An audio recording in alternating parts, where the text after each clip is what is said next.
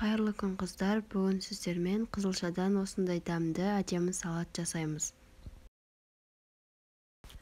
Ол үшін алдымен сәбіз, картоп, қызылша, жұмыртқаны суға пісіріп аламыз. Дәл осылай піскен дайын заттарымызды үккіштен өткізіп аламыз.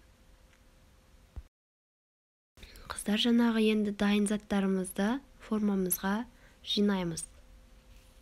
Менде форма жоқ болғандықтан майонездің ыдысын осылай қиып кесіп форма жасап алдым. Және ең бірінші үстіне картопты салып, кішкене қолдың көмегімен үстінен басып, оның үстіне жұмыртқа салып, майонезді осылай орналастырамыз.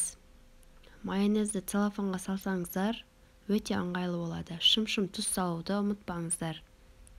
Неке енді сәбіз, жұмыртқаның сарысын және қызылшамызды бірін үстіне салып, осылай орналастырып, қолдың көмегімен кішкене үстінен басамыз.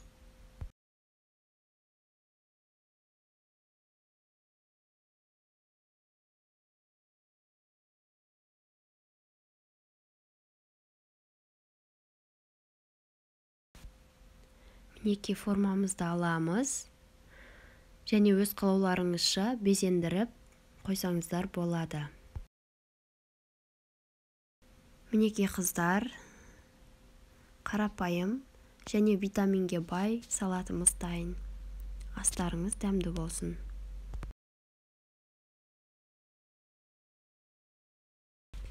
Енді жаңа қалған заттардан екінші түрін жасаймыз. Картоп, әдеттегідей жұмыртқа,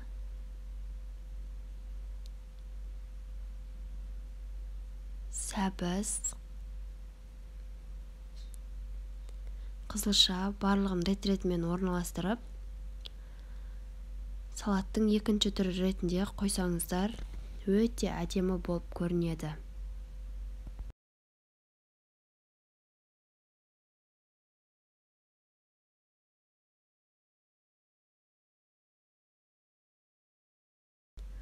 Мінеки дайын, үстіне қалған майонезді қосып, тұз салып, өз қалауларыңызша әрлеп қойсаңыздар болады.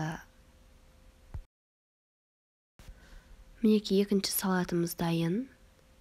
Қыздар, каналыма тіркеліп, лайк басып, комментария жазуды ұмытпаңыздар. Астарыңыз дәмді болсын.